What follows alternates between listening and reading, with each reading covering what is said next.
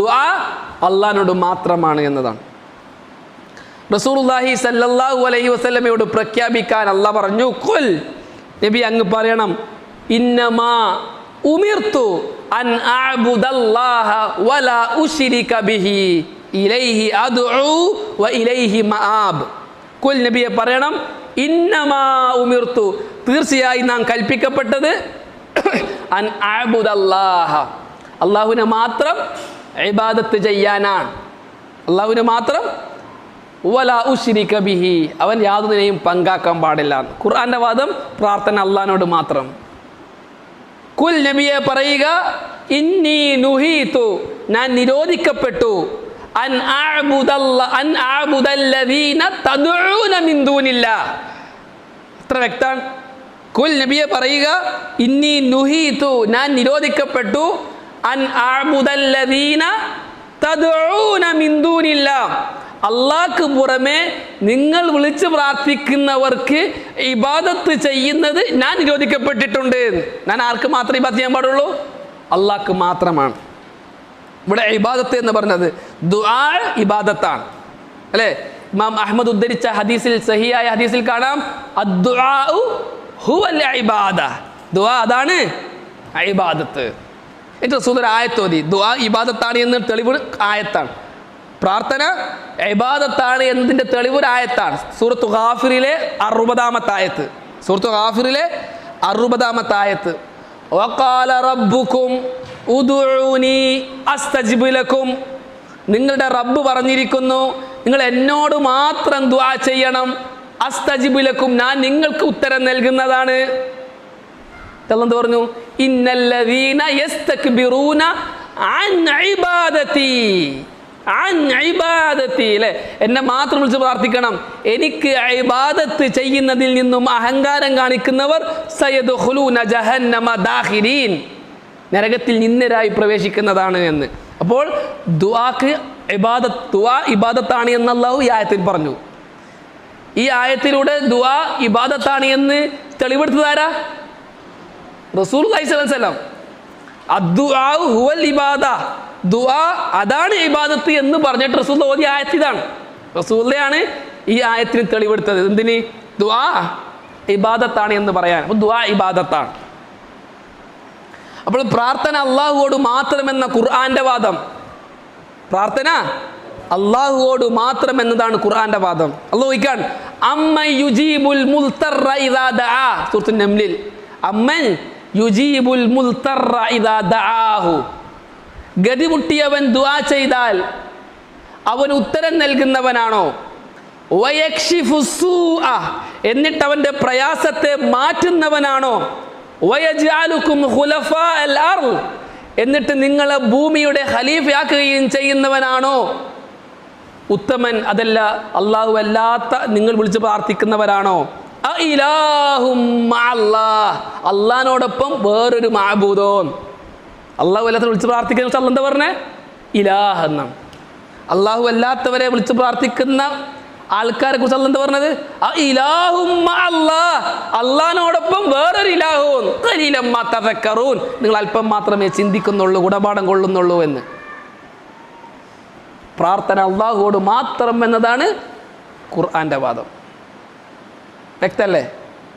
വഇദാ സഅലക ഇബാദി അന്നി, എൻ്റെ അടിമ എന്നെ കുറിച്ച് ചോദിച്ചാൽ, ഇന്നി കരീബുൻ, അല്ലേ, ഇന്നി കരീബുൻ, ഞാൻ സമീപസ്ഥനാണ്, ഉജീബു ദഅവത ദാഇ ഇദാ ദഅൻ, വിളിച്ച് പ്രാർത്ഥിക്കുന്നവന് ഉത്തരം നൽകുന്നവനായി.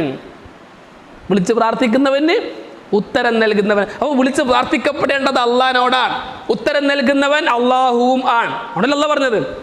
ഇതിൽ അള്ളാഹ്ക്ക് പങ്കിട്ട് പറയാൻ പറ്റുമോ? അള്ളാഹുമായി ബന്ധപ്പെട്ട് ഒന്നും അള്ളാഹ്ക്ക് പങ്കില്ല.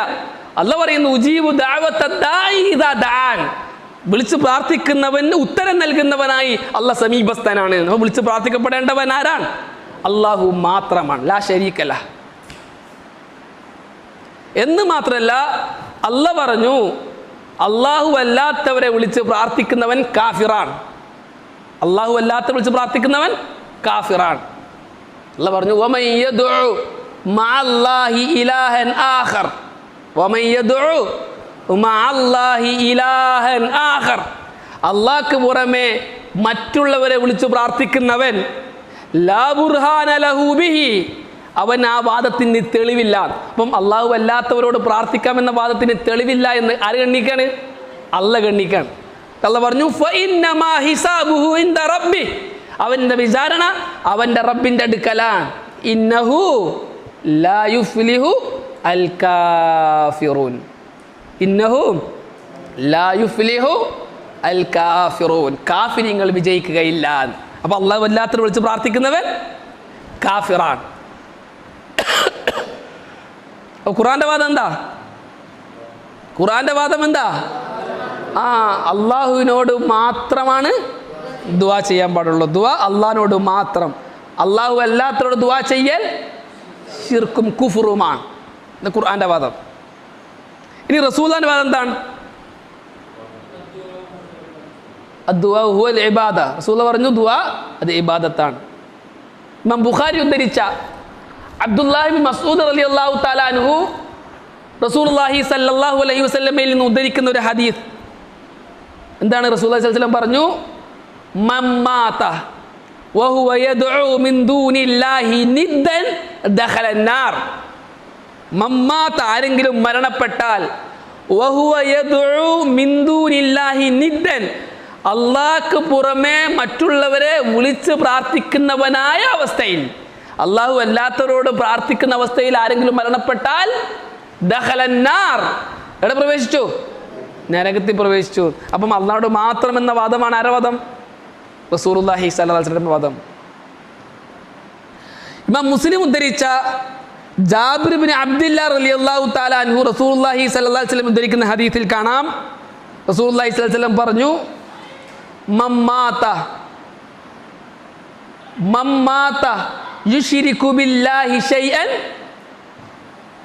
മമ്മാത ലാ യുശ്രികു ബില്ലാഹി ശൈഅൻ ദഖലൽ ജന്ന, ആരെങ്കിലും അള്ളാഹുവിൽ പങ്കാക്കാതെ മരണപ്പെട്ടാൽ അവൻ സ്വർഗത്തിൽ പ്രവേശിച്ചു. വമമ്മാത യുശ്രികു ബിഹി ശൈഅൻ ദഖലൻ നാർ, ആരെങ്കിലും അള്ളാഹുവിൽ പങ്കാക്കിക്കൊണ്ട് മരണപ്പെട്ടാൽ അവൻ നരകത്തിൽ പ്രവേശിച്ചു. നിങ്ങൾ അൽ അർബഊന ഹദീസൻ കുല്ലു ഹദീസിൻ ഫി ഖസ്ലത്തൈൻ എന്ന കിതാബിൽ പഠിച്ചിട്ടുണ്ടാവും അല്ലേ? എത്രാമത്തെ ഹദീസാ? 29ാമത്തെ ഹദീസ് അല്ലേ? റസൂലുള്ളാഹി സ്വല്ലല്ലാഹു അലൈഹി വസല്ലം വാദം എന്താണ്?